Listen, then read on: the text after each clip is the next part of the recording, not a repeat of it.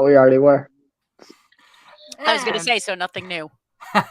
Good evening. Welcome to Anime-Zing Radio here on Facebook, YouTube, and Twitch. I'm your host, Doug Inkler. Joining us as always in the co-host seat is Miss Angela Rose. Hi, everyone.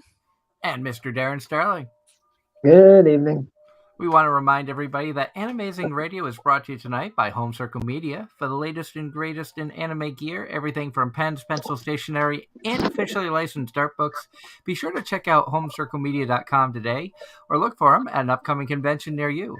We're also brought to you tonight by Casey Fox. For all of your artwork, cosplay, and photography needs, be sure to check out Casey Fox, that's KAYCIFOXX, on Facebook, Instagram, and TikTok.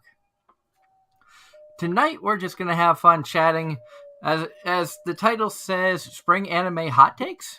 We might have some thoughts and opinions on some of the shows that have come out thus far in the spring. Some of us are caught up on the shows that we're watching. Some of us have shows we haven't started but plan on. And some of us are still trying to catch up from previous seasons. Guilty as charged. And I laughed because catching up on shows from last season, obviously there's one show that has, due to COVID delays, been prolonged, which is one of the few shows that all three of us are watching. And I'm going to start off with a hot take saying Bofuri is what I was hoping SAO would have been.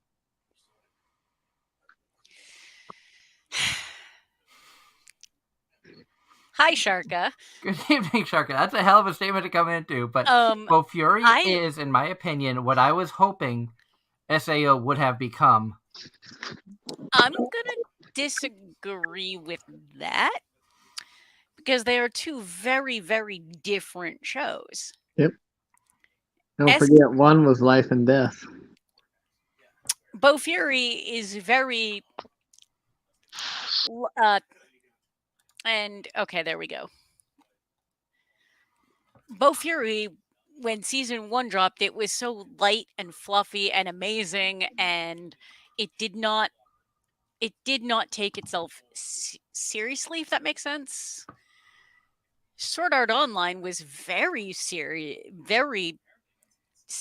and very much high stakes in so much as it was life or death. I disagree. It's the same genre per se, but at the same time, we're comparing apples to oranges. I understand that, but at the same time, that was like the expectations I had, not knowing anything about SAO when I started watching it, was that of the gameplay style and the storyline that I got from Bofuri in 2 seasons.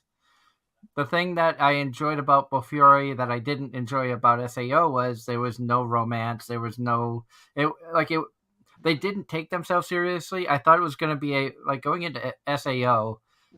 When I first watched it, I went into it going, okay, it's a cool concept about life inside, people playing their characters inside of a video game, and you follow that aspect. I wasn't expecting it to be as serious as it turned out to be. And then, of course, as I realized it was something different, not what I was expecting, and just starting to get into, some cool gameplay aspects and some strategy. Now we'll throw romance in the mix, and that's when I was like, okay, I'm done. I can't.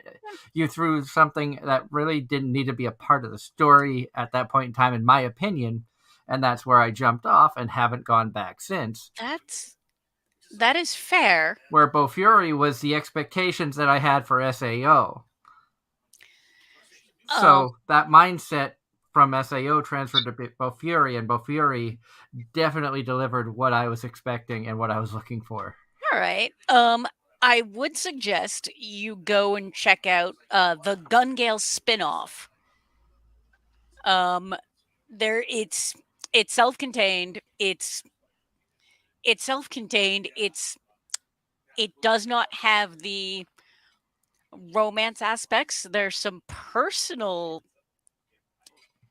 definitely some personal stuff, but it's definitely more like the building of friendships and whatnot, as opposed to romance. and it's definitely not as lighthearted as Bo Fury. I mean, we're talking about guns and war, but it's all in a game. Yeah.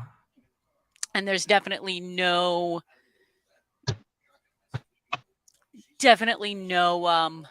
life or death aspect to it. And I think I know the figure you're talking about, Sharka. Sharka says that she got a crow figure from Show by Rock. That's like the only figure out there that I have seen. Lord knows if I could find any of like my favorite characters from Show by Rock, I would go after them in a heartbeat. But So Crow what was you not one of my favorites. so what you're telling me is if I find a Show by Rock figure in my travels, I should buy it. Especially if it's like Delmine or basically anybody from Mashima Resh. Plasmagica wouldn't be bad either. Anybody but the bunny girl. She's just a bitch, and I don't care for her. Watch that be the one I'm able to find. I know. but yeah, and Sharka said that she did agree with me on Bo Fury was what I was hoping SAO would have been going in blind. But talking about Bo Fury, I love the fact that it started off as a cute, wholesome anime, fun characters, a quirky little idea of not wanting to get hurt and turning into an endgame boss, and seeing how, the mods are trying to nerf the game to slow down Maple. And not to give anything away, but the final episode of season 2, the battle scene with everybody coming together, the top guilds working together. It was so much fun. I'm not going to spoil it, so I'm just going to leave it at that. I'm just going to say the enjoyment that I understand anime is fictional, characters are fictional, but when an anime can suck you in where you are invested and you feel like you're a part of the gameplay, in this case, where you are like invested in these characters, you want to see them do good. You want to see Maple actually take damage. You want to see, absolute craziness. You got all that, and the final boss battle in that last episode was epic in my opinion. And I'm not one that's huge for big fight scenes and things of that nature. As most people know, I enjoy the slice of life, wholesome isekai stupidity stuff. I feel like half of my watch list is basically outside of my normal wheelhouse, Doug. I feel like half my watch list looks like it would be on yours.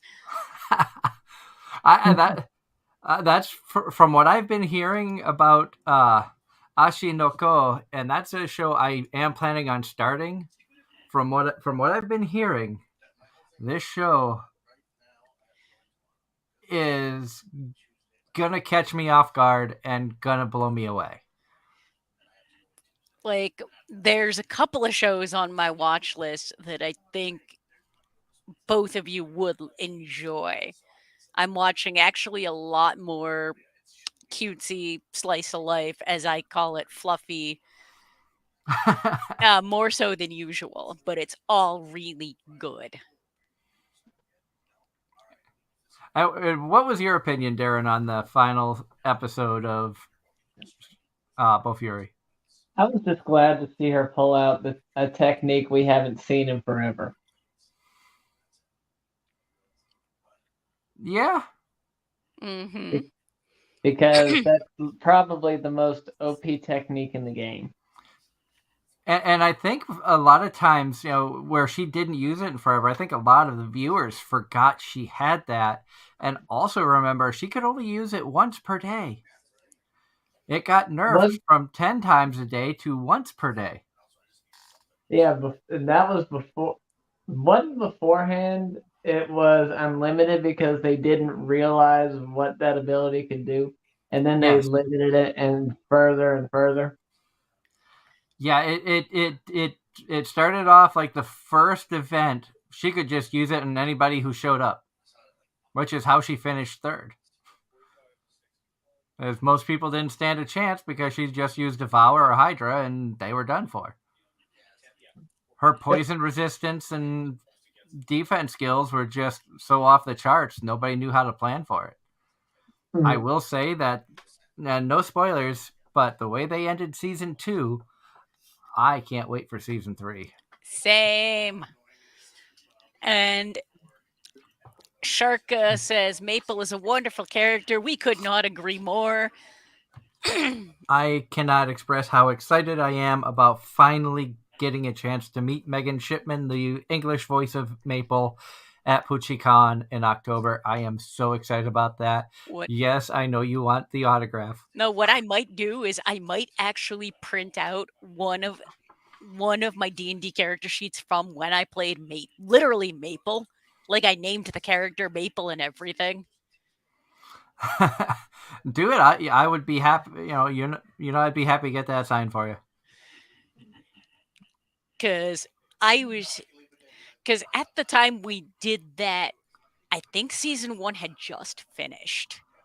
And I have a feeling that I'm going to be spending a lot of money on Megan Shipman autographs because there's at least 3 things that I want signed. I have the Anya print that we got at Anime Boston, which of course you need to get, that signed. I've got the Show by Rock book that I've been working on getting the autographs on. And so her character is in this book from the original Show by Rock. And then I know Ange wants an autograph for Maple, and I think there was one other. And I'm going to have stuff because Casey is going to be going to AAC that weekend instead of Poochie and have a chance to meet Danny Chambers. And so she's going to be getting a couple autographs from Danny. I know probably one on a Chisei, and also I have the Combatants Will Be Dispatched. No, not Combatants Will Be Dispatched. The one that I'd shown you that Aaron Roberts was in, Ange. Banished from the Heroes Party. Yes. Because that picture has Aaron's character and Danny's character on it. Yep. So And Banished from the Heroes Party is eventually getting season 2 confirmed. Yes. Which means I actually got to go back and finish that.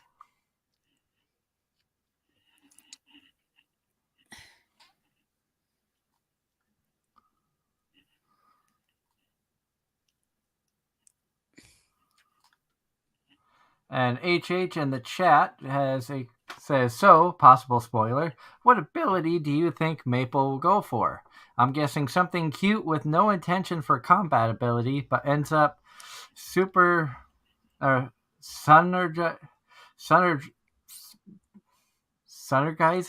But ends up surprising to be OP. Surprising to be OP. I wouldn't be, I think. I'm guessing that's... I'll say this. I'm kind of disappointed she only used her ogre skill one time. She got it, she used it one time, and that was it. Did she even use the tentacle ability in any of that last event? She did. Not in the episode 12. She did in 11. 11. Okay. I was gonna say it. Not in the final fight, but she did during the course of the event. She did it during the second day during that last boss fight. Oh, synergizing. Okay. Synergizing. Yeah. Thank you, AJ.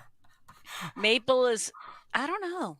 I think Maple's just going to continue to pick all defense all the time, but isn't that why we love her? Mm-hmm. Mm-hmm. Or she'll pick out, or it'll be something for something for syrup. Good evening, John. I hope everybody tuning in tonight, everybody listening through the podcasts, wherever you're listening from, I hope you're having a wonderful day. Thank you so much for tuning in. We really do appreciate it. John Knight asking, did we enjoy Anime Boston?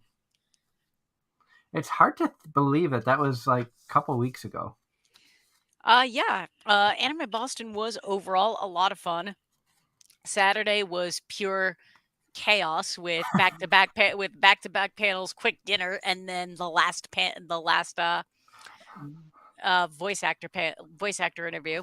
That was you. I had back to back, and then a quick lunch back to back, and then dinner, and then the Emmy Lowe interview.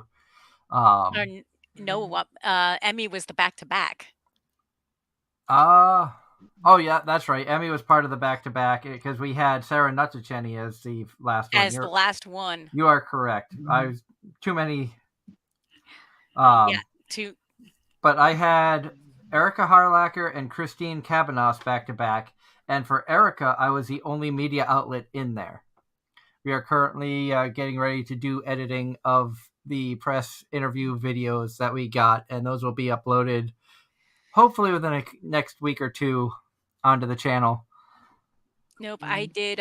One of the ones that I did was the Japanese manga guest, and that was an interesting experience to say the very least. All done through a translator, and it was worth it. And I will say this, compared to last year, how they did things going from 2022 to 2023 press-wise for Anime Boston, I loved the fact that they just gave us a schedule, obviously subject to change, and whoever wanted to go to whichever voice actor's press conference was more than welcome to show up. It wasn't, pick 3 ahead of time and you need to be there and da-da-da-da-da. It was, if you wanted to be there, just show up ahead of time. They were wonderful on the back-to-backs where I talked to them ahead of time, being like, okay, I would like to go to the next one as well. And the press liaisons would communicate and say, okay, as soon as you're done there, just send them over. And which ended up being where instead of splitting up and each of us doing one, we actually got to do 2 together back to back, which was honestly really cool. And, it was surprising to be the only media outlet for Erica, because she was the voice of Venti, and anybody who's gone to an anime, a comic convention, any type of gaming convention in the last couple years, you have been overrun with Venti cosplayers. They're everywhere from Genshin Impact. So the fact that I had basically a private one-on-one interview with the voice of Venti was very surprising to me. It was awesome. She was so fun to talk to. And I forget all the roles that she had done, that we went through a bunch of her history as a voice actor in anime and in video games. I know Sarah Natacheni, we had Darren message us some questions, being our resident Pokemon expert, and where she was the voice of Ash for the last 17 years. It was a lot of fun to, hear her point of view on just her life of voicing, this iconic character. And then I know, Ange, you had fun with Dante Bosco because you got to ask a question you'd been dying to ask for years. Oh yeah, no, that because he went off on a lengthy tangent I was not expecting. For what he described as new media, and that was just really freaking cool.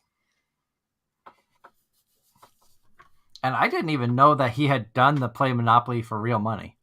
Yeah, I forgot. I would have loved to have watched that beforehand. It was hilarious. That's on Achievement Hunter's site.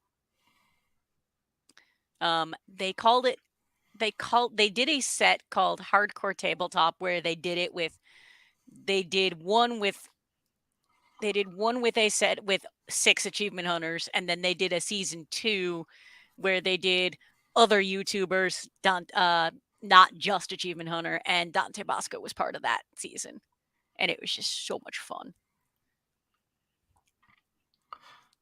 But looking at, like I said, I had hot takes. I dropped a hot take early on, which Angela didn't agree with. I didn't expect her to, but yeah, I'm aware that I'm in the minority on actually minus 1 story arc really enjoying Sword Art Online.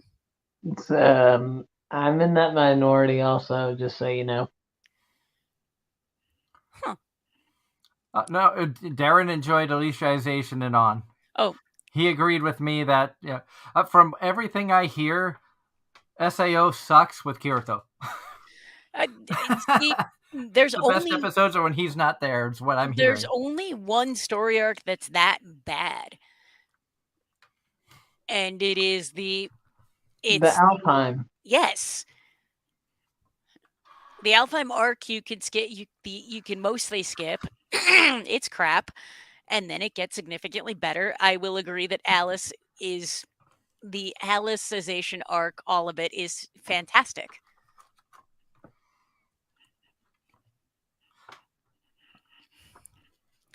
But I do know that I have been trying to keep up with some of the shows and started a new one. Granted, I never watched the isekai about do you love your mom and her 2-hit power combo or whatever it was. Dude, But one, never mind. You got it. I got close. Yeah, close enough. Everybody knows what that one is. Yeah, But it's the MILF Isekai. Yeah.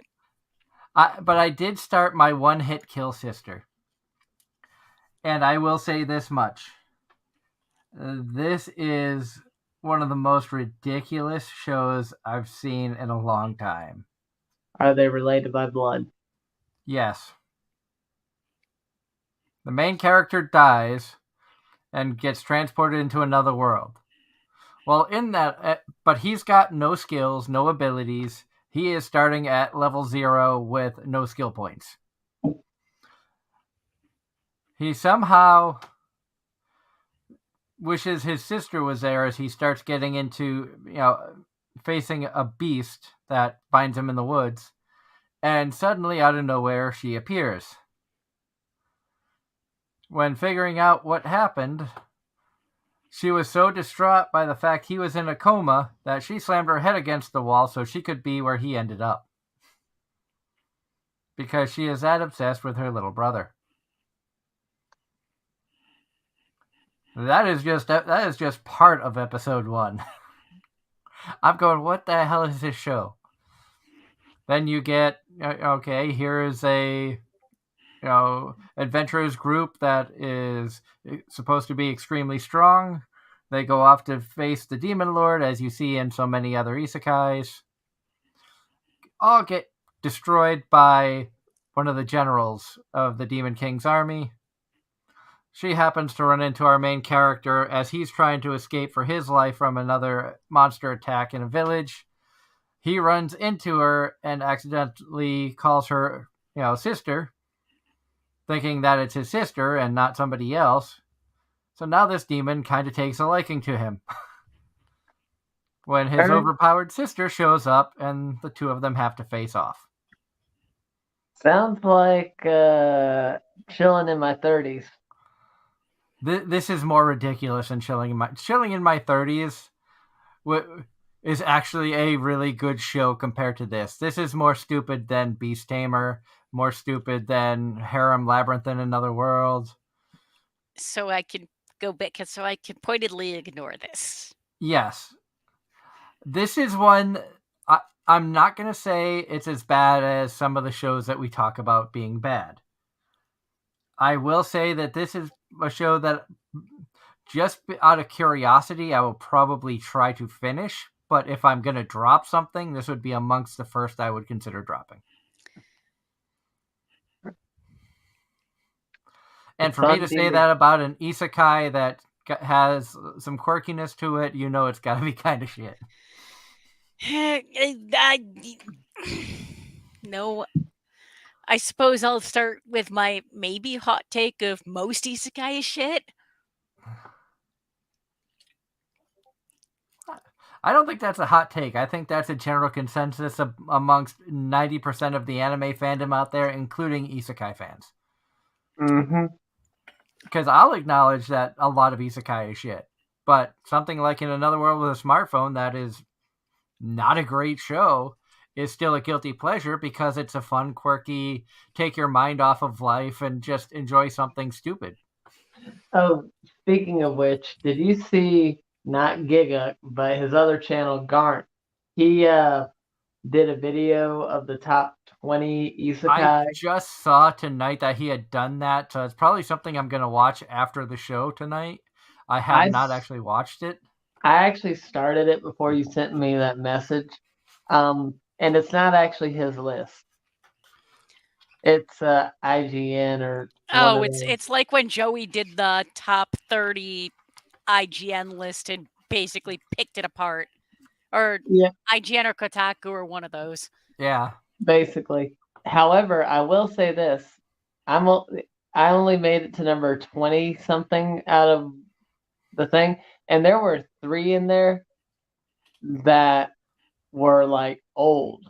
Like even Giga admitted this was before I became an isekai fan. I didn't even realize that they were isekai. And HH says, "Oh yeah, we agree our tastes are terrible," referring to the isekai fandom, and that's why we like it. It's similar to when people like terrible B-rated horror movies. You It's know, also when people dislike the etchy shows. and I suppose I never liked B-rated horror movies, so I suppose that's and I give my and high school and college, I gave my friends who enjoyed that stuff so much crap for that too.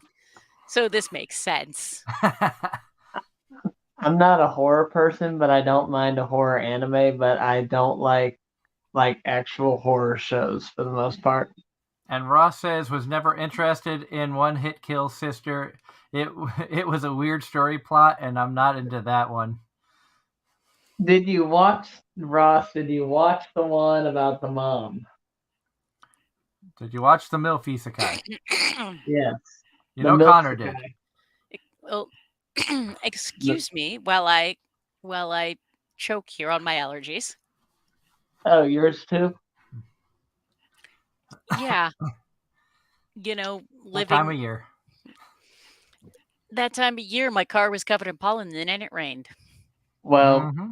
we didn't have our pollen season like normal because it started, then it got free, then it jumped 8 inches of rain, and then it went back into the freezing temperatures. And then it started again, went back near freezing, and then we never saw the pollen after that. So No, so instead we get it on the so summer came in February for like 3 days. And then we sounds got a about snow right. and then we got a snowstorm, Sounds about right. and now we're in real spring. Yes, we are too. It's supposed to be mid 60s all week. We're supposed to have rain all week up here. Yeah, Same same. here. After Wednesday, Friday, and Saturday, rain, rain, rain. Now, one show that's out right now that I want to talk about, and I know, Darren, it's on your list to start. I'm not going to give away any spoilers, but Konosuba. I know that's a fun one. In fact, I'm actually wearing the shirt Konosuba, just by chance. Not the Konosuba that everyone knows. This This is is specifically related to Mega Megumin. Man. What I will say from watching this first few episodes that have come out, I love the fact that it gives more of an intensive background story on a character that is loved by a lot of fandoms, but also hated by a lot of people because of just how wacko immature she is. And getting a chance to see the kind of life that Mega Man lived before joining up with the rest of the team in Konosuba that we all know and love has actually been very intriguing and makes you understand and kind of like her character more. I also kind of have a soft spot for Yun Yun, which I really haven't seen, which I really didn't have in the original. I'll admit I had a soft spot for Union, but also You just enjoyed the big plot. that's part of it too. But I'm not gonna deny it. But no, I like. Did you watch the Konosuba movie? Yes. The one, okay, because that was like the gateway into part of Megumin's backstory, and I appreciated that. And then the fact that they made a spinoff related to Megumin just goes to show who the true best girl in the series is, or Kazuma. They're investing a whole lot of time into her. And you know the backstory has been very well thought out to show you the life of the Crimson Demons, and it's not just Megumin who's kind of tapped when it comes to the way she acts. No, it's It's all of all of them. them. The instructors at the school are absolute whack jobs. I would almost recommend Angela to watch this with an open mind of stupidity. Wait, what Well, show? Konosuba? Konosuba, the one that's airing now on Crunchyroll, An Explosion on This Wonderful World. Not the one that has everybody. This is the Megumin exclusive anime where it's basically showing her as a child before going to the stupid level of the Konosuba with Kazuma and Aqua and and everybody. the bad animation. Um, this might be it'll go on the list to watch at some point, probably after it's done. And like I said, this would be a show that I would recommend to watch, kind of like Aho Girl. If you've had a rough week, you want to just put something on where you don't have to think, you don't have to get involved, too wrapped up in it. You can just watch sheer stupidity and shake your head and be like, I'm glad I went into this with mindless expectations because that's what I got. Right now, it's just there's. I'm actually so far caught up.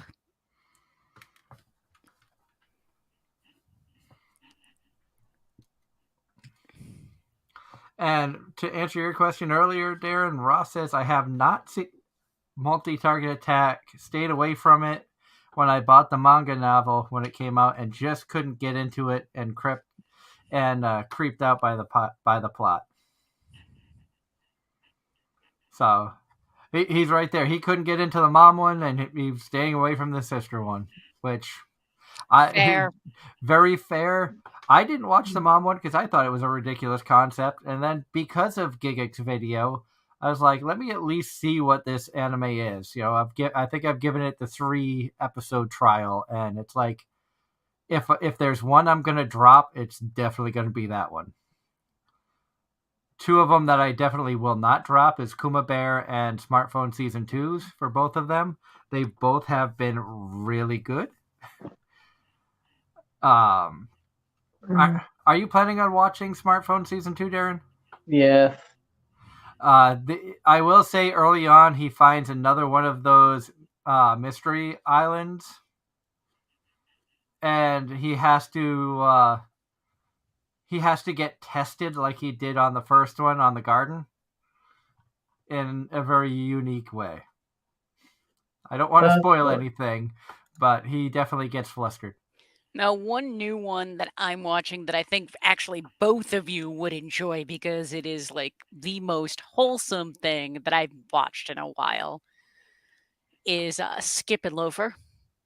Yes, that's on my radar. It is so cute and what is that on? It's on Crunchy. Is it? Okay. Yes, it's on Crunchy. Maybe I'll look into that one. It's wholesome, it's cute. It's basically it's a school anime. As most romances are. It's 3 episodes in and there's no romance per se. They're setting it up, but it's not there yet. So, it resembled an art style that's similar to that of Blue Spring Ride. I do not know Blue Spring Ride.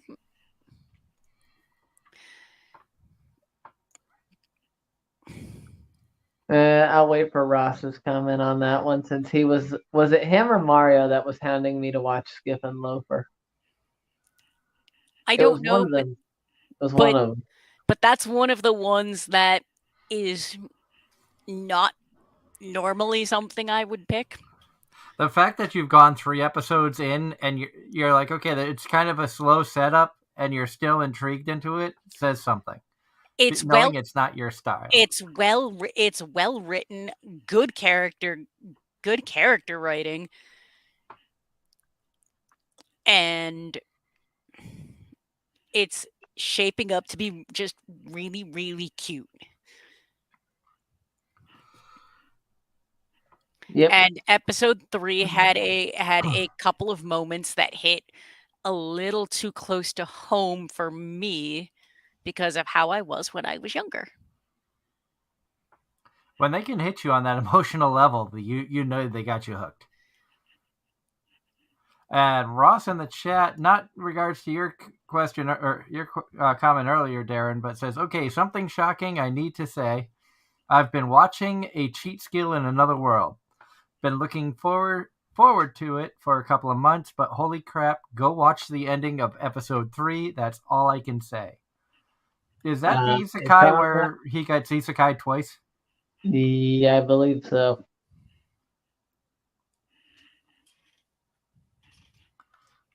And No, it's not. Wait, is that the one? Is that the one where he becomes unrivaled? Yeah, that is. so That he is. ends up going to another world, saving that world, and then gets into a trap, goes back to his original world as a baby, and has to. No, no, no, no, no. This one's more like 80,000 gold. Oh, okay. He can jump back and forth. Oh, okay. So, is there an anime this season that all of us are watching? Or Um, At the I'm not moment, gonna I don't lie. think so. Uh,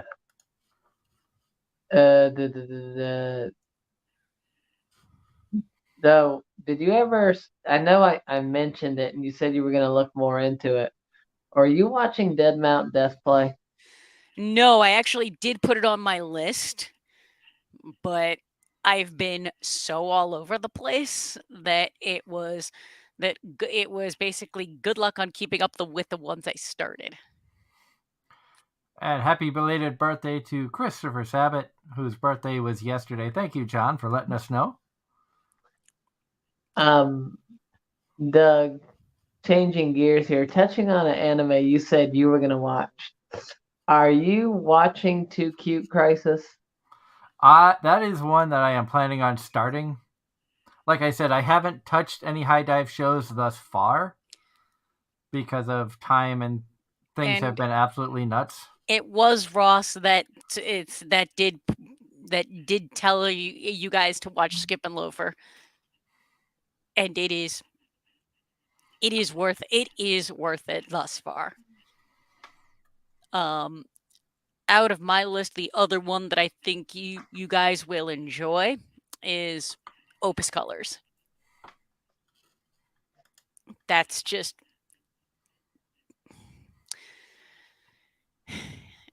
Opus Colors. it's don't another even. crunchy. It's about art. Yes, if you heard me go on at length a while back about Blue Period. It's Yes. got some elements of Blue Period, some elements of Yuri on Ice, And and it's is just the so well done. and is the exact opposite of my profile picture right here. Because Kumagawa got into a fight with someone who was an artist and controlled color. And Kumagawa, out of spite, erased color out of existence.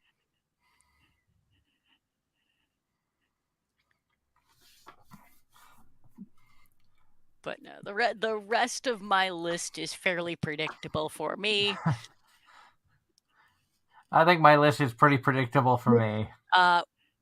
Any Gundam fans, Witch from Mercury season 2 picks does it's Gundam. It's telling the story. It's continuing the story. It is really, really good. It's fun.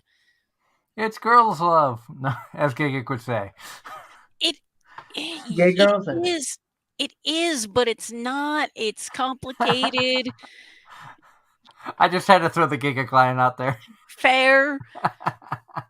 But if anyone was looking for a good spot to jump into Gundam, this is the one to start because it's Gundam, but it is self-contained. Like you don't need to watch any other Gundam to get it.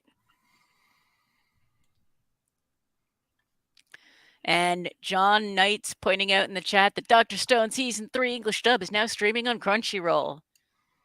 I need to watch. I need to start Doctor Stone because I enjoyed season 1. I enjoyed season 2. It is a very informational anime, and I am very much looking forward to it. Yes! Wow. I'm the one agreeing with Ross this season, apparently. My Home Hero, so good. And by so good, I mean that's the one that is the description alone is so very much in my wheelhouse. It's great.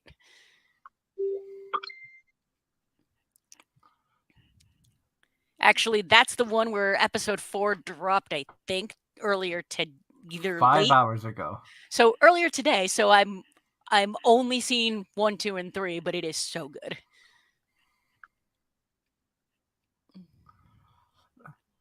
I will say, my taste in anime has changed over the years to where I've kind of grown to liking these, mindless isekais, cute character storylines, and stuff like that. Like Kuma Bear, it.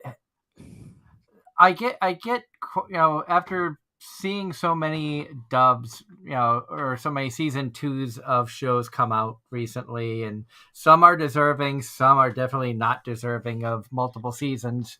Mm. And I kind of go into a season 2 now praying that they don't screw it up like I've seen happen in so many other shows. Yeah. No, I will And agree.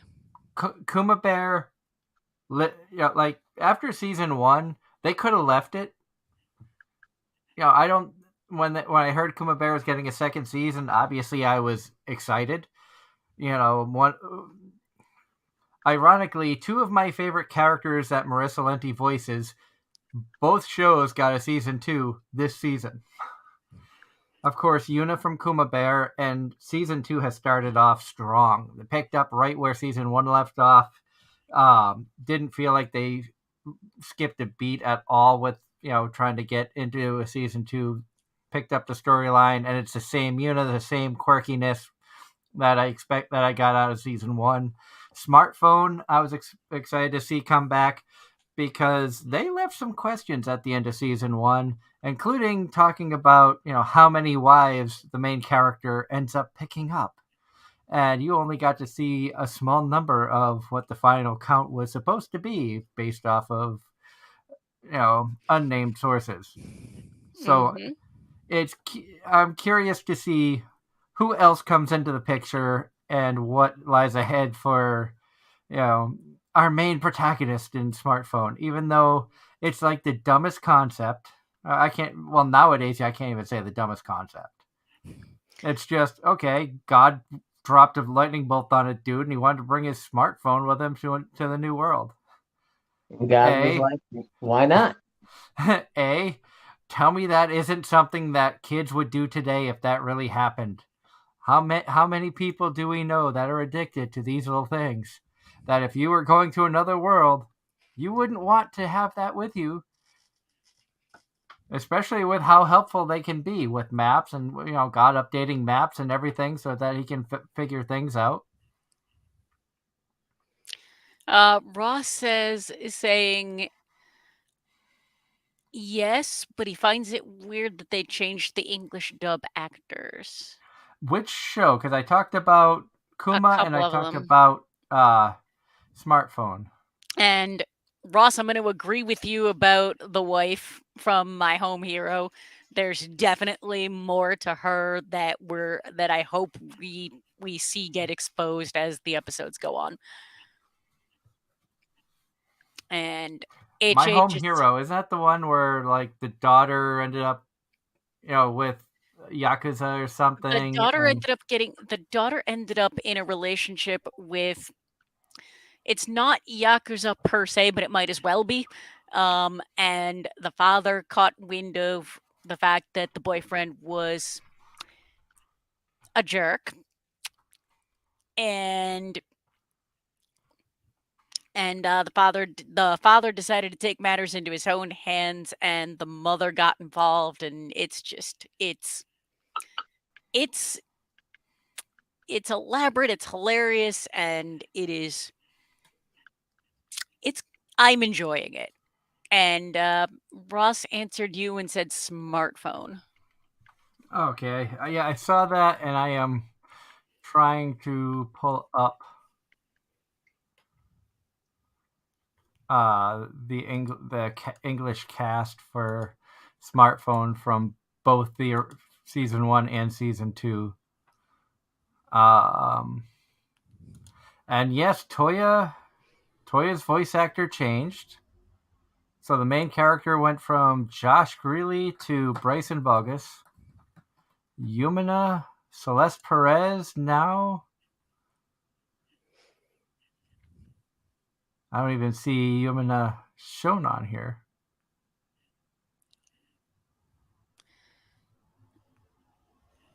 Yumina was Felicia Angel in in episode 4. Okay. Am I mixing up my shows? I Uh, might be. Because Kohaku, voiced by Marissa Lenti, that stayed the same. Lean.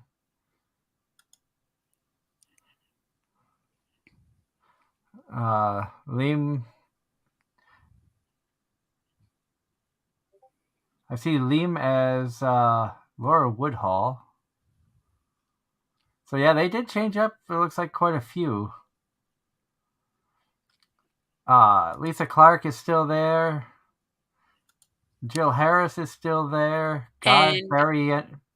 John's pointing out, I think this is related to what you're going through, that uh Josh Grell is now Jesse James Grell because transgender. Okay, that explains. I did see that Josh Greeley changed. So I did see Jesse James Greeley, and I was curious about that one. But thank you for. I didn't even realize the transgender for Jesse. Awesome person. We've had him on the show a few times, met him at a couple of conventions. Always enjoyed chatting with Jesse. So I don't know if that's one of the reasons that they changed Toya's voice. I haven't actually gone and listened to it in English. I've been watching it in Japanese, and so seeing everything in Japanese has been fun. So curious to see where season 2 goes. It already has some interesting perks to what I've seen thus far. Like I said, that's one of my guilty pleasure shows, something that I just enjoy watching because I don't have to put too much effort into it.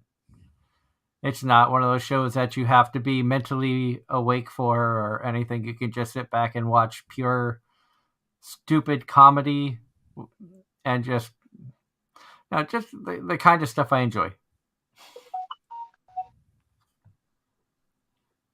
I know we're all waiting for when we get more Spy Family. Is that coming later this year? It is, or so I've heard. And Darren, I know that you said you finally caught up with a couple of shows from the past couple seasons. Yep. What I finished last night was saving 80,000 gold in another world for my retirement. And I know you watched the show, and did you finish it? Yes, I did. What was your opinion on those last couple of episodes? The story as a whole was kind of entertaining, a neat little twist on the isekai genre. I won't lie, I enjoyed the fact that she could bounce back and forth and figured out a way of incorporating stuff from her home world into the new world. And What she, scamming the crap out of them. pretty much. But they didn't know it was a scam because they've never seen this stuff before. Something that would cost us 50 cents or $1 at the local Dollar Tree was going for high prices in an unknown world because they didn't know anything about this stuff. And it also simplified their lives quite a bit. The fact that she was able to bring like military stuff from her world into this other world to fight off dragons and all sorts of craziness, I actually enjoyed. I thought it was a neat little twist. I'm not gonna lie, the dragon caught me off guard. I wasn't. I kind of wasn't expecting the dragon either, and I wasn't expecting them to face off against it as they did either.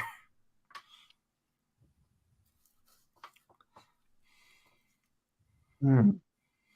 I almost put her in the same like category as like Toya from Smartphone because she has abilities or skill sets that leads her to get in good with nobles. You could probably put Yuna from Kuma Bear in there too. All right, more questions from Ross. Is anybody watching Duke's Mansion or Yamada Level 99? Yamada level 999. Yes, that's on my list. I'm not watching either of those currently. Same. I am not watching either of those currently. Or Dangers in My Heart, says Ross. Yes. Yes. Nope. The other one that's on the other new one that I'm watching that hasn't been brought up yet is Mashal.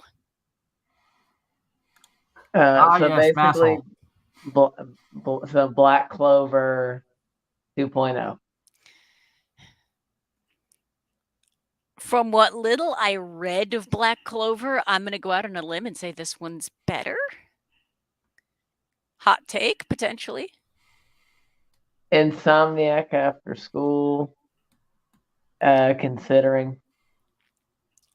And Sharka loves Mashal. It's another one that's really like the writing is really, really good.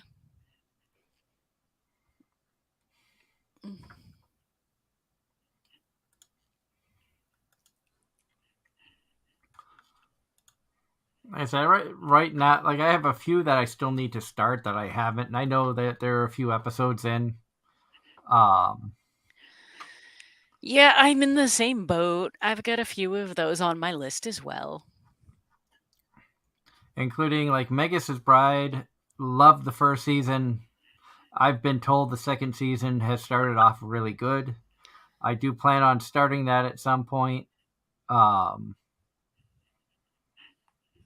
There's a chance I might check out the cheat skill in Another World. The ones that I'm definitely watching right now, of course, are Smartphone, Kuma Bear, Konosuba. Just finally finished up on Bofuri because that just finally ended. Finally got my wife to finish watching Chomo-chan last week. Oh yeah, what was her opinion on that one? She says Tomo is best girl. Agreed. I still like the friend, and she doesn't know why I like the dark and gloomy friend. Gundo? I'm not sure. Yeah. To kind of Dangers in My Heart is one that's on my list. I haven't started it yet, but it's on my list. Dead Mount Death Play, same thing. And Galaxy Next Door, nah. At some point, I'll eventually catch up with Demon Slayer. You know. The thing about Dangers in My Heart that kind of turns me away from it, and I know this is going to be a stupid reason, but based off the picture and based off the main character, the way that he looks reminds me so much of the main character from Watamote. And I couldn't get into Watamote, so I'm very hesitant to start this one, even though I know it's a completely different story. There's probably no similarities other than the fact that they kind of have a similar look going. But that's what's kind of keeping me away from watching this.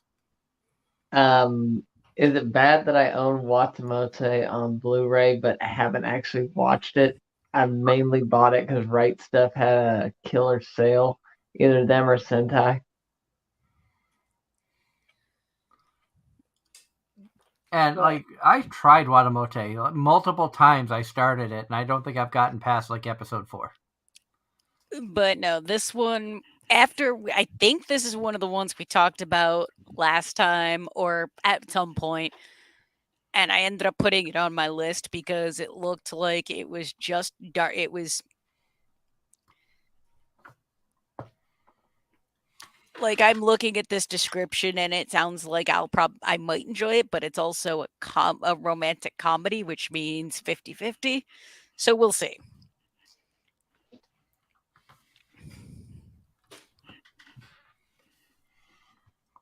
And I know a lot of people are still, waiting for more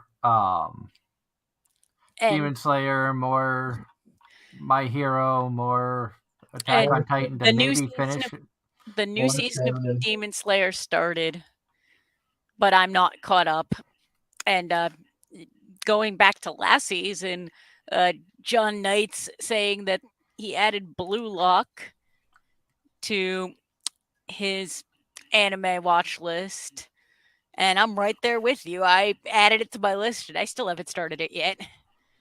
But one show that I took a quick look at, but like and when I say quick look, I read the synopsis of this one, and it gave me strong vibes of the one that was popular on High Dive there for a while. Starlight Review or something like that. And a Review Starlight, I'm sorry. And the one that's coming out now is Stella of the Theater. It kind of just looks like it has the same vibe as that one did.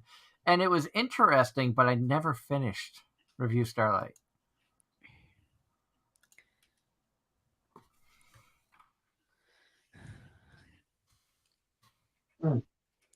And Ross posted his current watch list in the chat.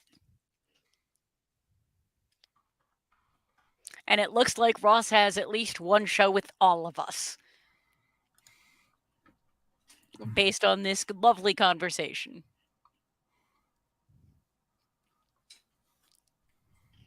Mew Mew 2, Cheat Scale, Galaxy Next Door, Tonikawa, I need to start, Cafe Terrace. Cafe Terrace is one that's on my radar for obvious reasons. Is that the one where the guy like inherits the cafe and it's got all these gorgeous girls working there? Yes. Okay. And then actually another one is the one about living working for a goddess in a godless world or something or another. Oh, I've heard of that. Yeah. Kamikatsu. I heard that one was a blast. And then his list continues: Dr. Stone, Skip and Loafer, Magus Bride, Sacrificial Princess, and The King of Beast. I saw some screenshots out of that one. As cute as it was looking or whatever, I think I'm gonna pass on. I mean, I'm sure there's going to be some really good shows out there that I sleep on. I think. And Ross finishes up his list with Summoned to Another World for a second time. That's the one I was thinking of earlier, where the guy gets summoned to a world, saves it, falls into a trap, gets sucked back to his original world as a baby, but has all his abilities and memories from the previous world. Yep, and then gets summoned yet again. So that's Isekai the Isekai. I'm still waiting for them to Isekai Truck-kun. Yeah, because why not? Ay. I mean, we already got getting turned into a sword, a vending machine, an apple. And eventually a toilet. I'm waiting for it. Can we stop with the isekais, please? Or at least not so many in any one season. And before they know, they're gonna have a reincarnated as an Anime-Zing radio co-host. Oh God. His name is Brandon Aarons. That reminds me, I need to message him. Don't tell him I said that. He might get a kick out of it. Who knows? Oh God, here we go. Okay. But I mean, it's gotten to the point like I died and somehow got reincarnated as Anime-Zing's mascot. You know, Still a brilliant play on words. I thought that was absolutely awesome. I just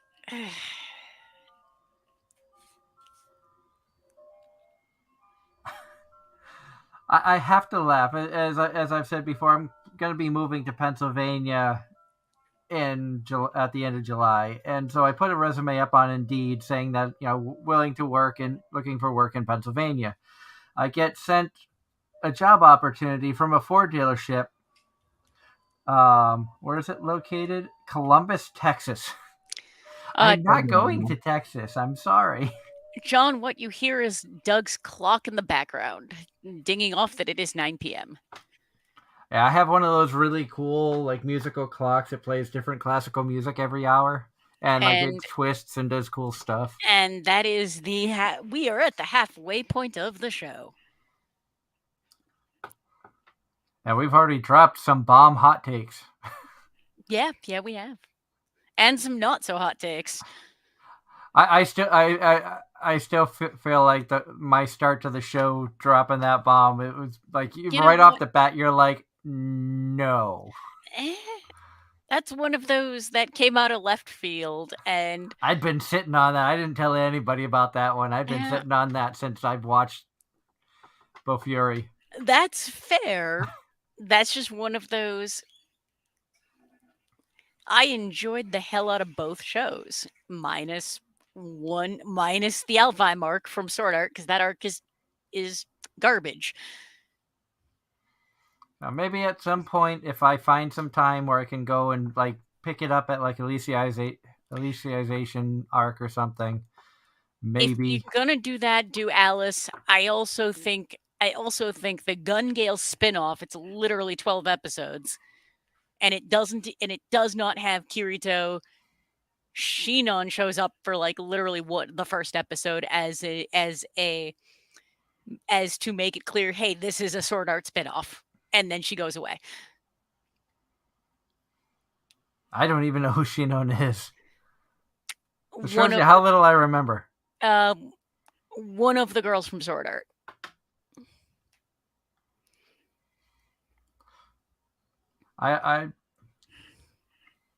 I do know that guest announcement was made earlier today for PuchiCon in Pennsylvania.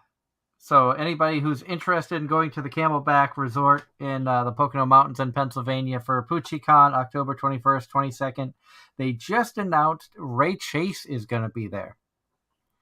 We had the honor of going to his press conference last year at Anime Boston.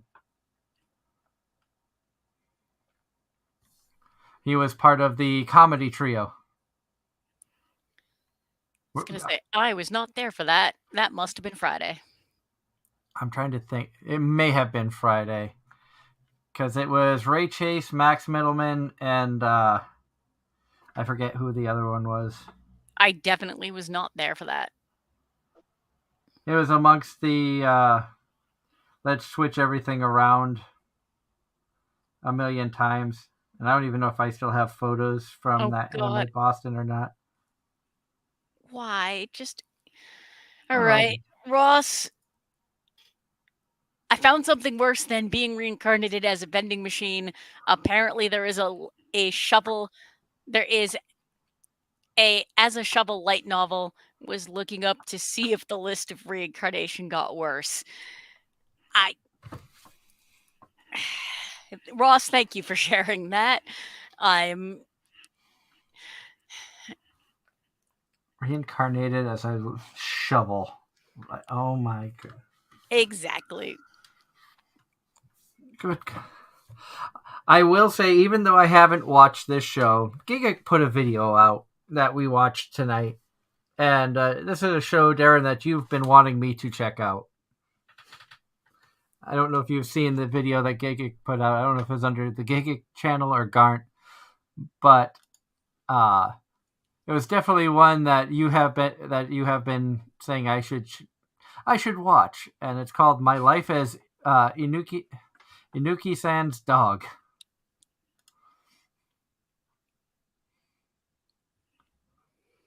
You still with us, Darren?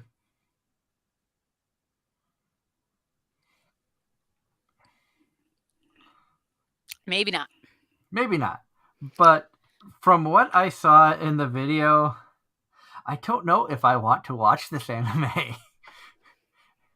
It seems a little far-fetched even for my tastes. And basically from some of the stuff Gigic said, and he went into some of the stuff that was in the light novel or manga of the show, not just what appeared in the anime, but apparently it's a story about a dude who dies, gets reincarnated as a stray dog that is found by a classmate, a female classmate of his who he's had a crush on for years. And what does she do? Immediately takes a dog home and takes a bath with it. And I guess there's a lot of weird fetish stuff that goes on between her and the dog. And other classmates also have weird fetishes with dogs. And I don't know how I feel about what I heard and saw from Gigic's video. Nope. I don't think I want to watch this. If anybody out there has watched this show and can confirm or clarify some of the stuff that was in that show, I would greatly appreciate it. But as of what I saw, I'm like, I don't think I want to watch this.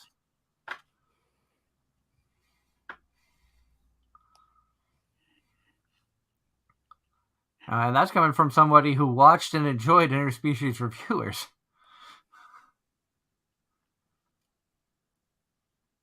I still laugh that, that got shut down so quick. And not just in the US, but even in Japan, they took it off the airwaves.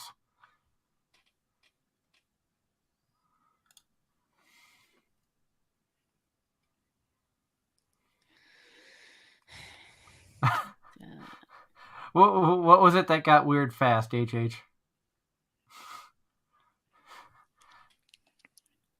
I think just our conversation period, because we've gone all over the place. So basically a sequel to Dog and Scissors. I didn't see Dog and Scissors either. I don't know. I just don't know. I don't either.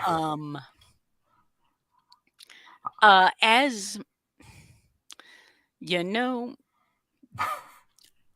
as earlier this morning before we were watching Joey the Anime Man video, not actually that didn't necessarily discuss anime a lot, other than to say there's so much out there. Mm-hmm. And he's right. As this conversation is proving, there's so much anime out there that I think even between the three of us and everybody in chat, there's so much that's not going to get covered. And HH was referring to the Stray Dog anime. Yep, moving on. I'm perfect. Moving on. That's what we're doing. Moving on. But no, there's just, I mean, you were talking earlier just about how over the years your tastes have changed, and I see mine as well. Like in my younger days, I tried watching Bleach, and it was a bootleg fan sub. So I never actually got to watch it, and now there's just so much, and I feel like it's going to be so cliche, for lack of a better word, that it's like I know it's one of the classics, and I know like, in theory, I'm missing out, but at the same time, it's like there's other better, more standout shonen. And as we saw last season, so many people get so focused on the big shonen shows, Attack on Titan, Demon Slayer, My Hero, all the And and there's there's so many, and there are some that are so much better. Like, and then out of nowhere, you get Bocchi the Rock that took the anime world by storm that nobody saw coming because everybody's focus was on the mainstream stuff. and that's and I think while I do love a few of the mainstream anime, most of what I watch is arguably the underrated, doesn't get a whole lot of talk.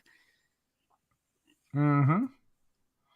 That I know I'm right up there where I prefer watching these lesser known, 12 episode series shows that you hope does well enough to get a season 2 and nobody ever talks about. And Like, that's one reason why we talk about them a lot on the show. I talk yeah, about I talked at great length about shows.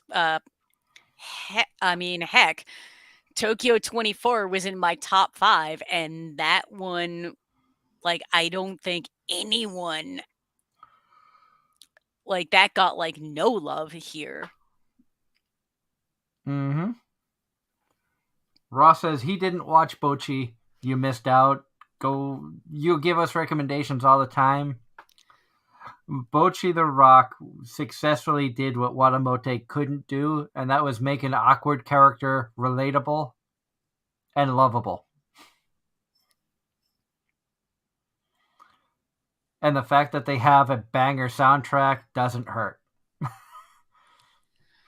I I actually love going through anime soundtracks on Spotify and finding new songs. Especially Creepy Nuts. Creepy Nuts was awesome. Like everything, Everything, like, I would love to see their I concert if they wanted came to the US. Call of the Night was the biggest disappointment for me. I wanted it to be so much better. I wanted the writing to be so much better than it was. Like the art was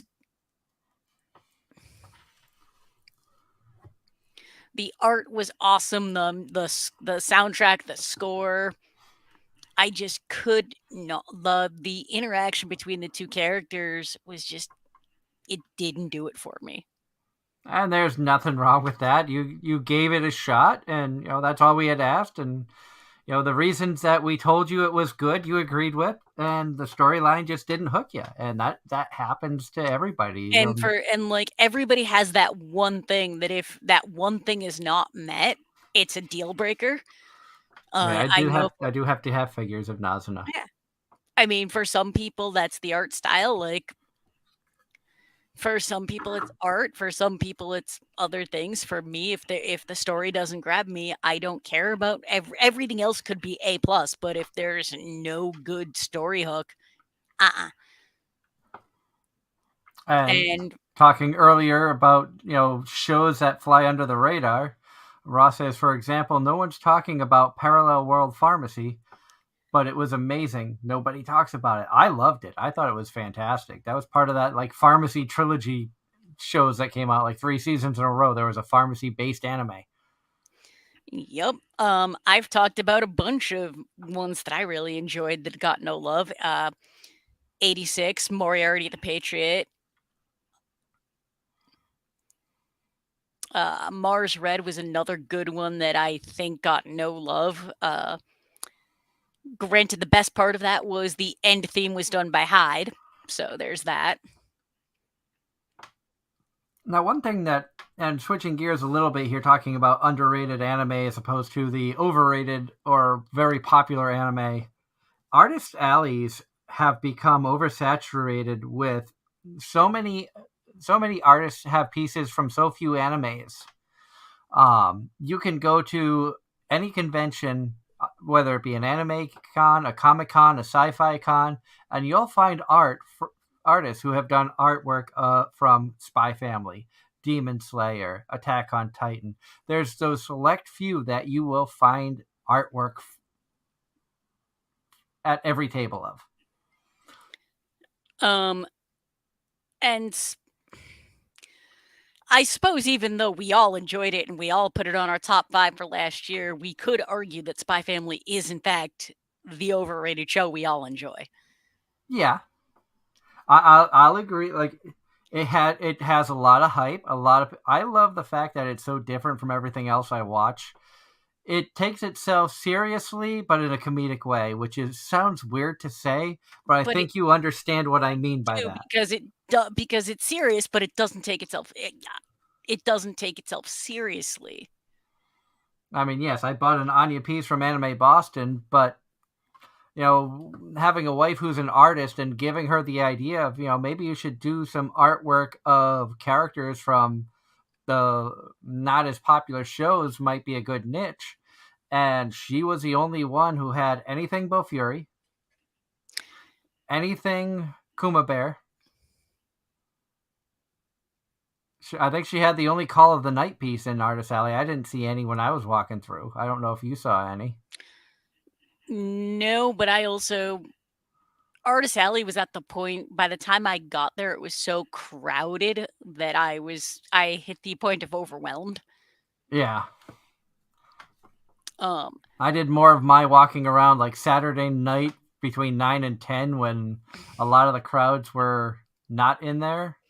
But no, artists, it's like you're guaranteed if you've gone 2 minutes and you haven't seen a My Hero Academia, something's wrong. And that's not a knock on the artists because they all have amazing ability and the artwork is fantastic. It's more of to illustrate the point of My Hero Academia being. This is freaking adorable. Yes, I had to buy an Anya piece because look how cute this is. But this artist, Taoshin, had so much amazing artwork.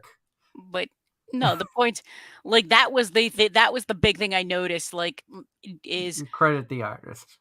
Yep, so much My Hero, so much Demon Slayer, so much. My Dress Up Darling's another one. My Dress Up Darling and Spy Family. Anywhere. And then you go back to the classics: Bleach, Naruto, One Piece, or like I was like there's Dragon Ball. Thank you. I'm like, I know I'm missing a classic that is way Pokemon. Pokemon will never not be popular. Pretty much.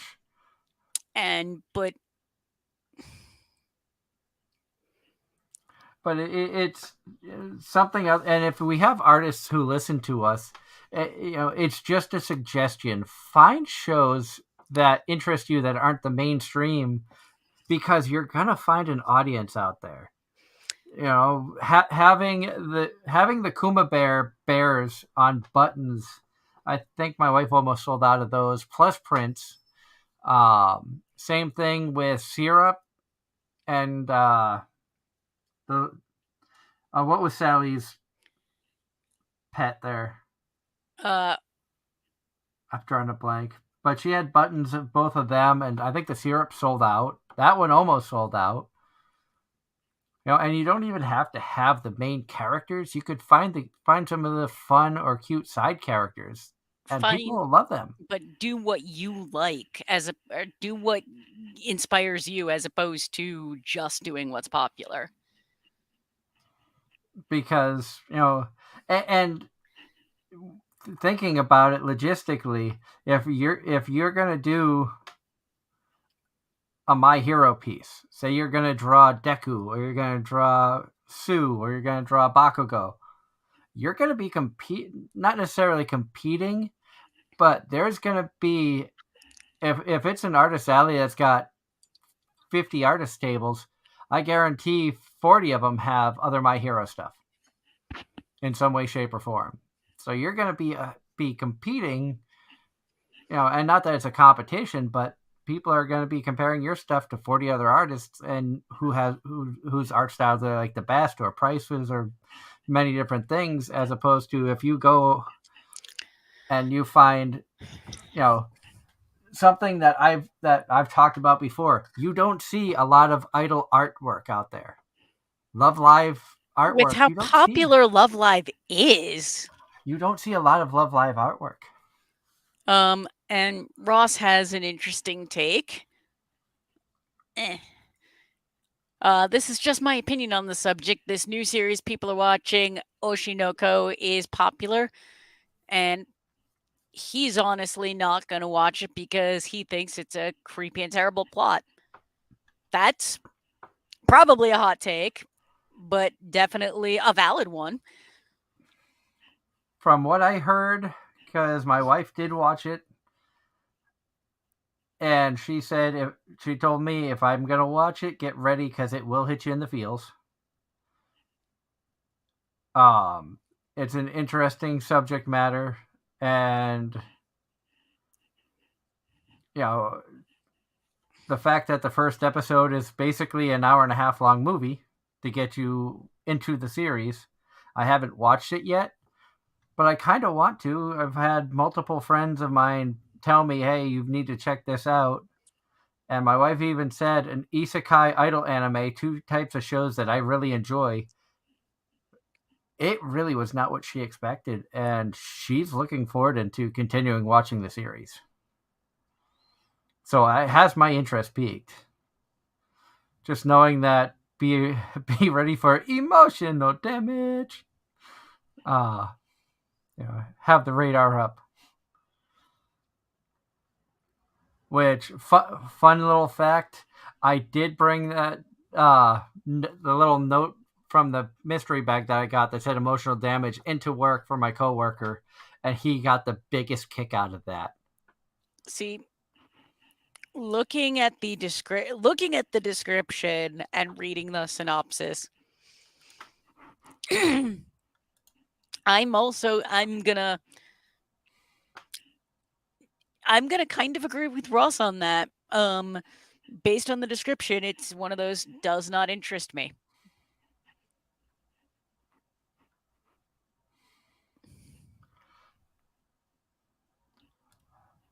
Yeah, when you go based off the description, from what I heard about the first episode, it kind of doesn't go along much with the description. But then again, I also haven't seen it. If I have a chance to sit down for an hour and a half and watch the first episode this week, I might talk about it next week or the week after. I do know that there's a few shows that I need to catch up on. There's a show I need to catch up on from last season that I haven't finished, because next week our guest Giovanni Cruz has a decent role in it. So, and that of course is Fruit of Evolution, season 2. So excited about that. Next weekend's going to be a busy weekend for me. If you're able to come out to Vermont, we're going to be at the Vermont Sci-Fi and Fantasy Expo at the Essex Junction Fairgrounds. Excited to be there. Jay Moore is a good friend of ours, is going to be there with Faye. It'll be fun to see him. So many other vendors, and a lot of fun is going to be had. We are going to plan on live streaming. I will probably be there alone all weekend, so that's going to be fun and challenging when it comes to bathroom breaks and stuff, but I'm sure I'll have good table neighbors, as we usually do when we're vending the Vermont Gathering stuff. It'll be fun to see Jeff again. They always put on good shows up there. One of these times we'll get Ange up there. I know timing and funds are not aligned for you to make the trip this time around, but I'm sure in the future we will get you to one of the shows up that way. We'll see. At this point, it's looking like it's going to be Rail City. Rail City and PAX Unplugged might be it for me for conventions for the rest of the year. Right now, we have Vermont Sci-Fi, Rail City in June, and then Puchicon in October. Depending on what my job situation is and what my funds look like, I do want to try to make Anime-Zing and Bakuretsu-Con. The challenge for those is I think Baku is the weekend after Pucci. So that could be very... Because, Pucci was October 21st, 22nd. Bakuretsu is October 27 through 29 in Colchester, Vermont. And after talking with the people running Baku, they have close ties with Anime-Zing and were very pleased with the work that we did up in Maine. So I think they'd like to have us there for coverage as well. And so I won't be around. I know, that's right. Though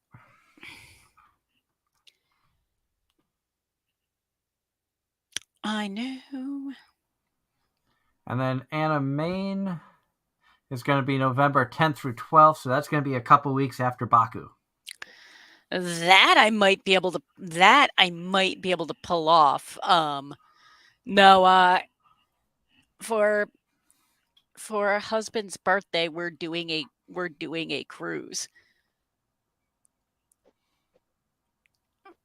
From Boston going up to Maine and Canada.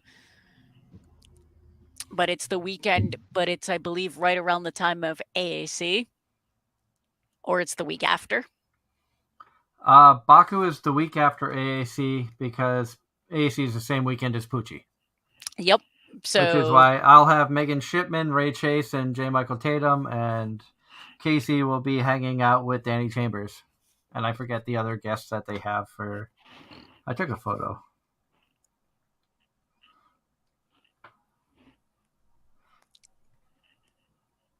I say I take a photo, and then there's like 15,000 photos on my phone. Barry Yandel, Danny Chambers, Jim Ferranda, and Spencer Lyles, all as guests for AAC this year. So a decent lineup.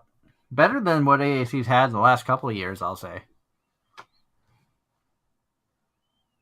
Still no Tatum. I laughed at Tatum, who almost never missed an AAC when it was in New Hampshire. Hasn't been to one since it left New Hampshire. And Ross in the chat adds to his comment earlier about Oshinoko. Also wanted to add, to my opinion, people are saying that Oshinoko is a wholesome show from clips I've seen of people sharing on social media. How is killing wholesome? I think it depends on how much the killing actually plays a factor in it. If it's, I don't think Oshinoko is the solely about killing people. I think it's just an act that happened into it, so it's kind of like the start of an isekai, so to speak. Although I don't think Oshinoko could be considered an isekai if he's reborn. I think it's just more of reincarnation, as opposed to being put into another world. He's put back into the same world, from what I've read and heard.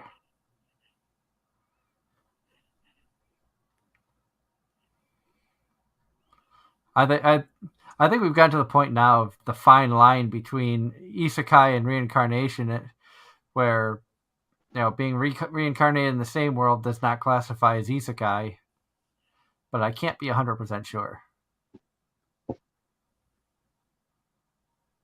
What's your thoughts, Darren? It's not an isekai. He has returned. I don't even recall drifting off. Yeah, we tried reaching out to you about something about 20 minutes ago, and there was no answer. I don't even remember what it was anymore. No telling. I remember what it was. I was asking if you'd seen Gigic's latest video referring to anime has gone too far, talking about reincarnated as Isakan's dog. Yes, I've mentioned that video several weeks ago. Is it as bad as he's put it? Conception was still worse. Oh no. So it was bad, but it wasn't as bad as Conception. Period. End of story. Apparently, from what I hear, the manga is even worse than what they put in the anime. That's ironic considering normally it's the anime that's worse than the manga. Looking at you, interspecies reviewers. Interspecies Reviewers was still a lot of fun to watch. I'm not saying that the one in particular wasn't fun. I'm talking about quality wise that Yeah. people. Yeah. And you look deep in thought, Ange. No, I'm just trying to. You guys are going on about something, and I'm just trying to find something specific. Shonen is overrated. Okay. I will agree that a lot that some of them are.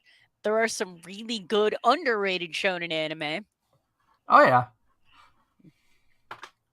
And I know that we like to pick on each other. You know, Ange being very big into a lot of the more popular shonen shows, Darren and I being isekai trash, and we poke some fun. Sometimes we try to poke the bear to see if we can get Ange to start going off on a tangent, but lately she hasn't.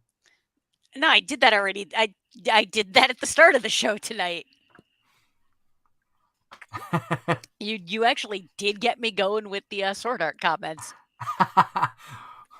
Which you weren't expecting. I kind of like the fact I was able to drop a bomb on you. That's fair. That doesn't happen often. Because we do talk a lot before shows about, okay, this is what we're going to talk about tonight, or throw ideas out on subjects and things like that. But that little take, and if you missed it, because I know we had some viewers who tuned in late, I started the show off by saying Bofuri is what I was hoping SAO would have been. Hot take right off the bat. Just drop that out there, and Ange was like, wait, what? No. Yup. It's like you're not even comparing the same things. But then when I explained to her my point of view of going into these two shows with no idea of what they're supposed to be, knowing the little that I knew about both shows were that they both were involved people getting into the VR world of gaming.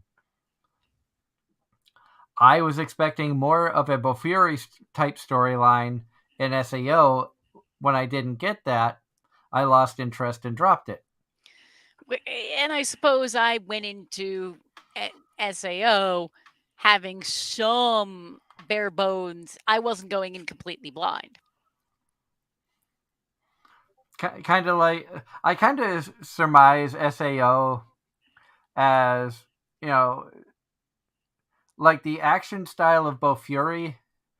I think is what drew me into SAO to begin with, because the idea was something new that I wasn't expecting, and it was kind of an interesting storyline to see how they started, going up the levels and trying to defeat bosses and stuff.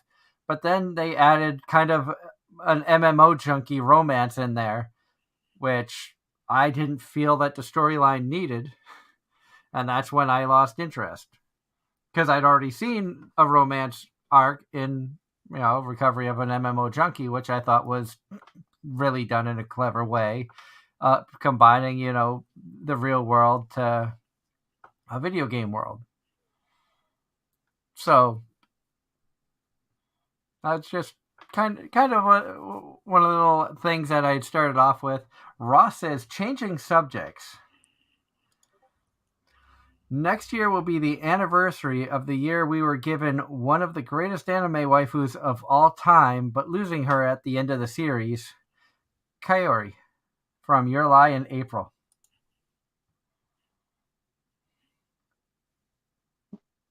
Never finished. Actually, never watched. I have a lot of opinions on Your Lie in April. It's an anime that I only watched because it was huge at Anime Boston one year. One year we went to Anime Boston, and everywhere you turned, you had Love Live and Your Lie in April everywhere. Funimation booths had it. The voice actors were from those shows.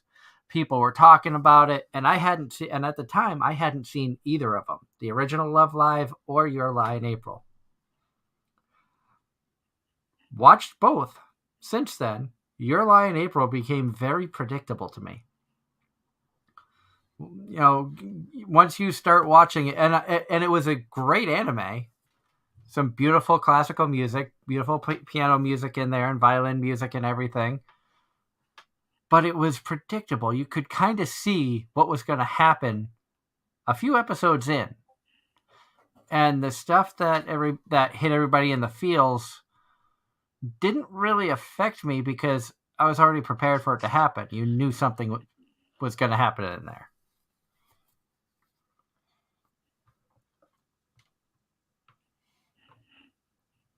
No way it's going to be...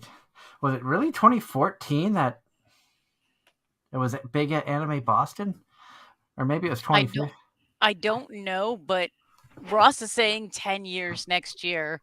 So it would have been 2014 or 2015. And Your Lie in April is not something I've seen. I know of it. That's one of those... People wouldn't shut up about it. Yeah, that's why I watched it, because people wouldn't shut up about it. And I was like, let me see what the hype is. And it was a good series. But the storyline, to me, and maybe it was just because I've seen so many animes that felt like it had a similar flow or similar storyline with different characters or different situations, that you could see what was going to happen. So you were able to, I was able to prepare to be like, okay, I know this is going to happen to this character. Even though I've never seen it, didn't hear anybody talking about it other than it was great, you need to check it out. But it didn't hit me like it hit a lot of people. I think I was hit more in the feels by Shuffle and Angel Beats than I was by Your Lie.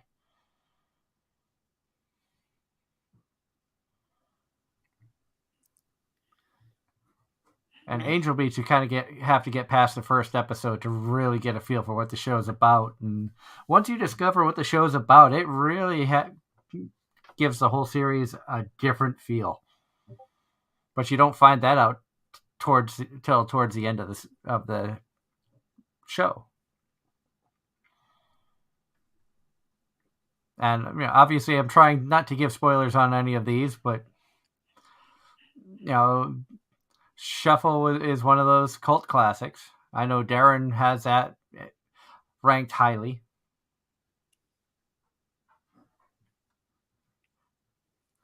And it's one of the few times that Best Girl actually gets the guy. And I suppose this gets into overrated versus underrated as well. I don't know if I could classify Shuffle as overrated because you don't hear people talking about it. I would almost say underrated because I've never heard of it. It is an older series. Not really isekai. More of like,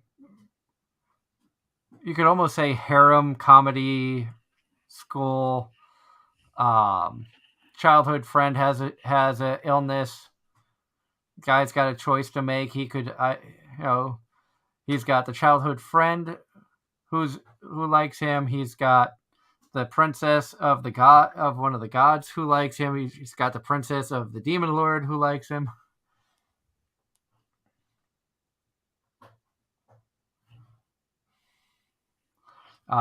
Angel Beats.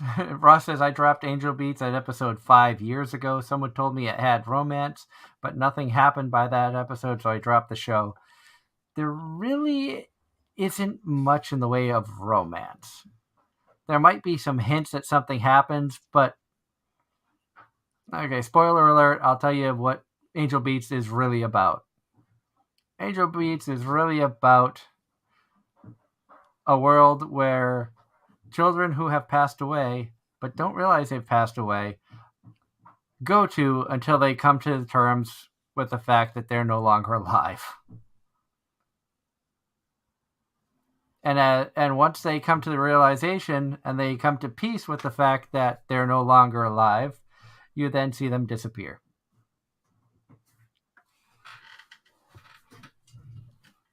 And I will be right back. Sounds like one of the cats is going crazy out there. So before he wakes everybody up. Oh, dear.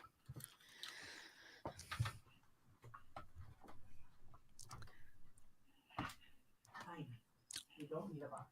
Yeah, we've been. Are you alive, Darren? Barely. I know the feeling. Ein's found a box. Ah. When I can hear it over the headphones, which are like noise canceling, I'm worried he's going to wake up a 5-year-old and somebody who's got to get up at 5 is already sleeping. So Wait. it's like, shut up, cat. We don't want to wake anybody up and have them be grumpy. No. In either case, a grumpy wife or a grumpy child, not fun in either case.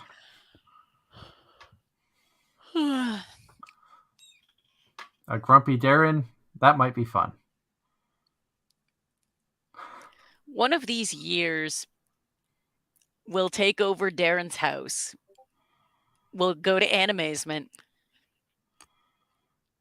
and we'll just take over his kitchen and cook food. And we'll do a live show right from Darren's house.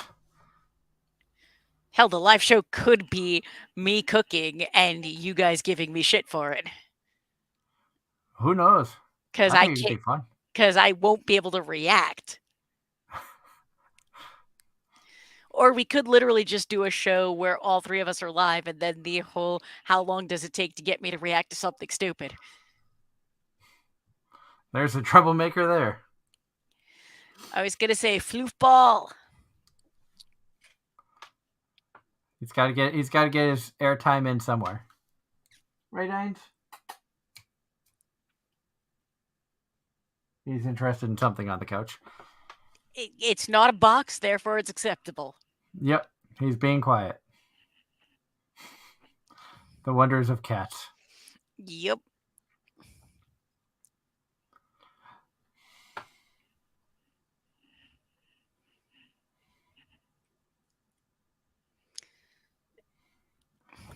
Ross says, okay, this is not anime, but it's been 20 years since I had a certain drink on the 5th grade field trip and haven't had it since. I'm curious and forget about the drink. All these years, I'm hoping to get it for my family reunion in June. It's called Shasta. I've had Shasta. I've heard of it. I don't know where to. You know what? I'm actually going to look that up right now because my phone's within reaching distance. And HH says, kick his assy ass. I don't know if he's referring to Ainz or Darren. It could be funny in either aspect. Ross, you can apparently get it at Sam's Club. That's the first thing that came up. Which ultimately means you might be able to get it at Walmart.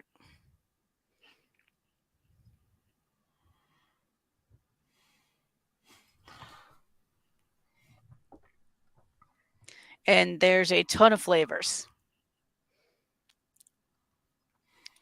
But local to here, you can apparently get it at Target.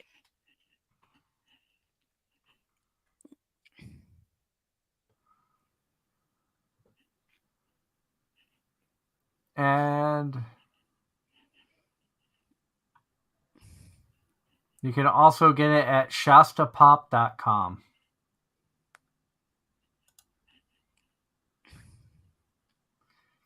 And apparently, they have grape. I see apple, root beer, Mount Rush,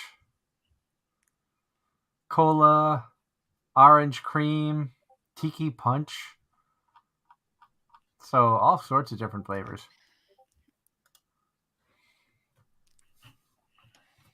And HH is saying, so you're going to have a stereotypical cooking arc. Entirely possible if we actually manage to make this work in person. And we'll tell Darren he needs to get a pool, and then we can have the swimming arc as well. We could have the stereotypical bathing suit arc of the anime shows. God. No.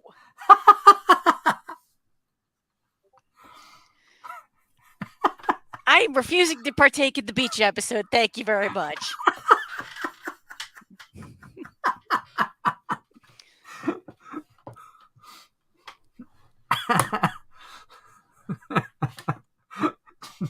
That was funny, though. I will say that I have tried something new recently. My Facebook feed got bombarded with ads by this energy powder company called Dubby, and I decided to give it a try. Oh, no. And so I bought the little trial pack, which was a shaker bottle and 2 little packs of the Dubby energy powder.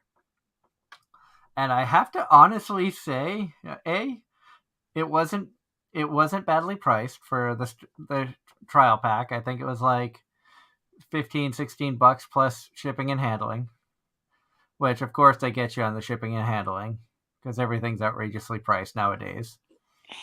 Yup.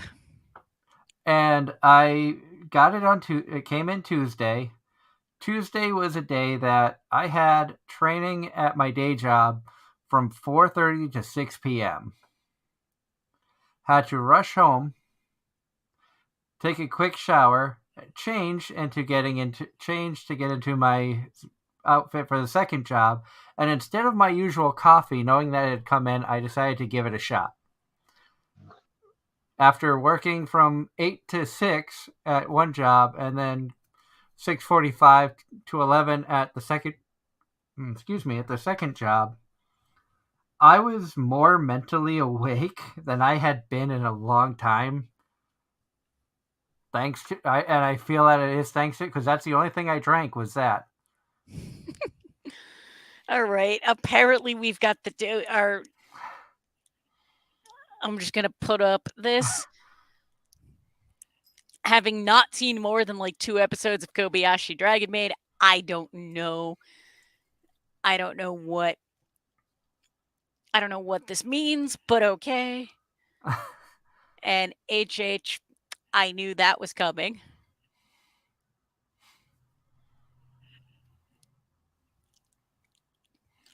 And but yeah, it's But then again, hopefully we get Darren up here for 2024 Anime Boston, and we get to do AZR's 10th anniversary live. That is something that I'm going to work on here. Definitely want to see if Anime Boston will work with us. They did say email the press liaison.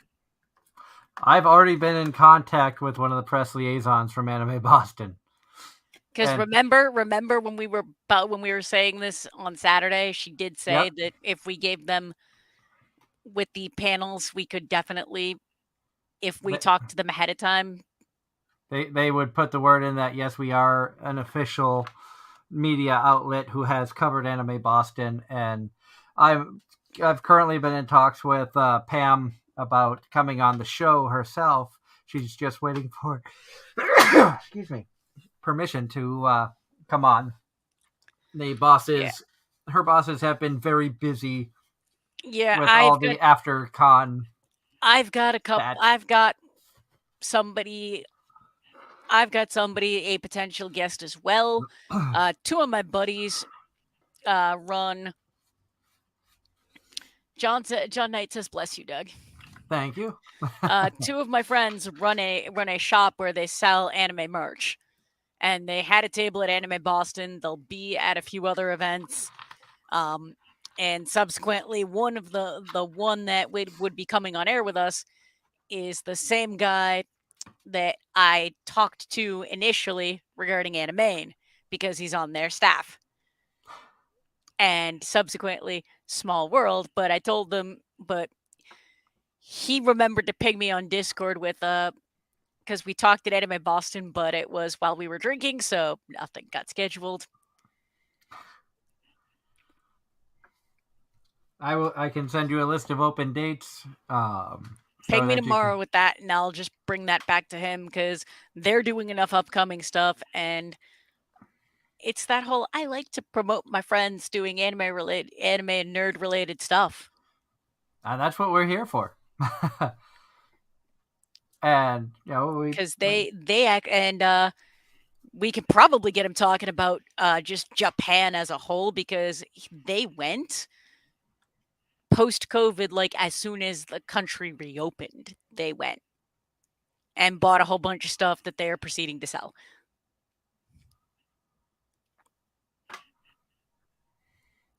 That'd be interesting to see how difficult it was to get stuff back into the country from Japan. And from what I could tell, it was mostly tchotchke type stuff. Gotcha stuff, some video game stuff, some anime related stuff. Figures. I don't know about figures. There might have been some, but as that's not really, as I don't do the whole collector stuff. Neither do I. I didn't really pay attention to what they had. It was more of a, hey, I haven't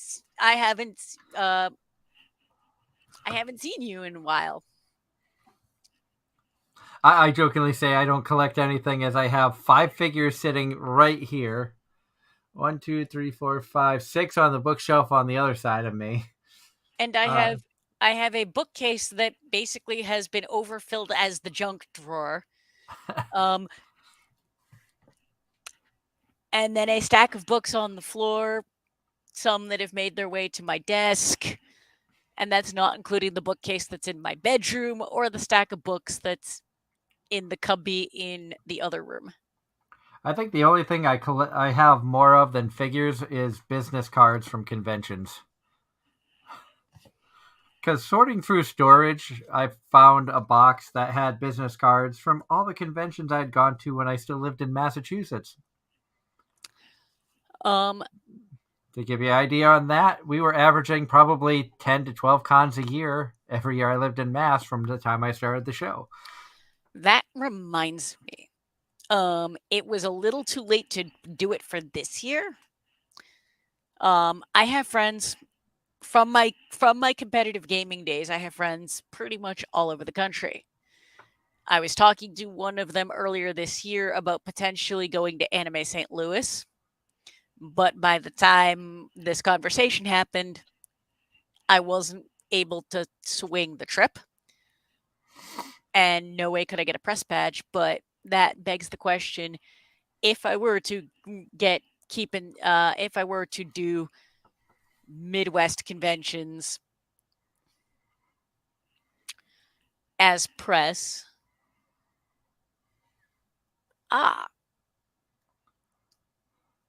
as I digress, ADD wins because now I'm reading Ross's question. Oh, that is a good question. That is a good question. Ross says, here's a fun question, mostly out of curiosity based. On my loyal listener personality, which anime would you compare me with? See, a part of me wants to say up until earlier tonight, I probably would have given him an isekai.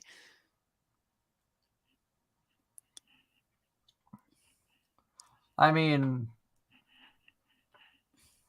I could see him as like If Ross was the main protagonist in an anime, it would have to be something. Oh, he means character, not show. Yeah, I was gonna say it would have to be something where I'm trying to rack my brain because when you watch so many animes, Ross is one of those people who is very loyal. Oh, As a listener, he is extremely loyal to the show. Somebody who I always look forward to having in the chat room with his comments. He's knowledgeable on the anime no, and stuff. I'm gonna look this up because I have the character in mind. I just don't remember the name. What show? Samurai Bisco. Okay, I've never heard of it. It's a shonen. I'm sorry, Sabu Sabakui Bisco. It's from winter 2022. Um, it's definitely it's actually not labeled as a shonen, but it definitely felt like it. I enjoyed it. Bisco, no, it's the character would be Milo, uh, the doctor who basically spends the entire episode going after what amounts to the protect. He's basically the sidekick. It's the main character is basically spends the entire show basically being hunted. The doctor who's trying to save his life basically gets dragged along on the adventure with him, and it's 12 episodes of hijinks and basically the entire government chasing them down. And basically the doctor character who I'm comparing to Ross could have basically left at any point and gone back to his doctor's office in the main city, but he won't because of his loyalty at this point.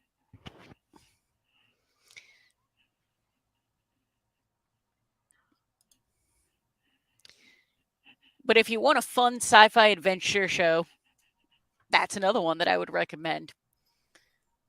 It was a lot of fun. Good is pushing it. From everything that I've seen from Ross over the years, I would almost compare him to like Gojo from Dress Up Darling, where he has a passion for certain things and he's enjoys the stuff and is loyal to that stuff. Like with Gojo's passion for the dolls And the costume. and the costumes and getting into the costumes. And the reason I say Gojo really boils down to a year ago, Sci-Fi and Fantasy Expo in Vermont. I live streamed for 12 hours in 2 days, and he was in the chat talking for 11 of those 12 hours. And that's the kind of enjoyment and entertainment that he gets out of our show, as Gojo got trying to finish this costume for Marin, thinking that she wants to go to this event in X number of weeks, even though she really had no plans of doing that. And when she realized what happened, I think that's when Marin became best girl in my eyes, is when she saw how hard he worked to keep up with school, get this stuff done, not realizing he pushed himself so hard for her sake, and she legitimately felt bad. I was like, that's like the realest emotions that I've seen from an anime character in a long time. And that's what made me put her in best girl category for the year, was like literally that scene. And I'll stand by that she was best girl for last year. I know Maple and da da da da. No, I could make a case for Maple. I could make a case for Yor. Yor goes into the waifu category, where I don't consider Marin into the waifu. I can just consider Marin as best girl based on her personality overall and the type of character she was. I could argue that. I won't. partially because we're out of And time. Ross actually agrees with you. Hell yeah, I'll take that. This is my real life personality. And Ross, Doug knows you a hell of a lot better than I do. But given his explanation, I will 100% agree. And it's been fun seeing you guys in the chat. And I've in all honesty, I've loved seeing the chat get more active over the past year and a half, since especially coming over to YouTube, bringing Angela on. We've gained a bigger audience from many different types, including the RPG world. And we really appreciate everybody who tunes in every week, whether you listen to us live here as we broadcast right now, or if you're listening to us on podcast form a week from now. If you're listening to us in podcast form, a new episode will go up tomorrow night. But if you watched it live, you've already seen it. Good night, Ross. And Good as a night, reminder, everybody. next week we're going to be joined by Giovanni Cruz. She will be our guest of honor for the show. We'll be talking more about her anime roles. Of course, she just had a big movie, Guardians of the Galaxy 3, coming out. So it'll be fun to talk with her a little bit about that. Oh my god. I did not realize she's in that. I'm basically going to have to watch for that when we go see Guardians 3. And that's part of the reason that I've got to watch more Fruit of Evolution, because she has a character in that, and she was really excited to talk about that with us briefly when she joined us for our 9-year anniversary show. And so I've already started watching season 2. I'm 2 episodes in. I haven't seen her character come in just yet, but there's still 10 more to go. So I'm excited to see what happens in that. It's going to be a lot of fun next week. You don't want to miss out. Also, I hope everybody out there has a wonderful week. Stay safe. Enjoy all the shows out there. Eventually, I'll get to more Goblin Slayer. I promise. I just need life to slow down a little bit so I can breathe. But that may not happen until after July. Every weekend's booked up. But I know the feeling. Thank you, everybody, again for tuning in. This has been so much fun. I love seeing all of you in the chat room. It really means the world to me that you guys tune in every week. Ross, John, HH, Sharka, Mario's. I don't think Mario came in tonight, but when Mario comes in, and really, it's just so much fun to see the interaction. You guys are awesome. Until next week, when we have Giovanni Cruz on the show with us, have a wonderful week. Stay safe out there. Keep watching anime. And until next time, this has been Anime-Zing Radio here on Facebook, YouTube, and Twitch. Have a good night, everyone.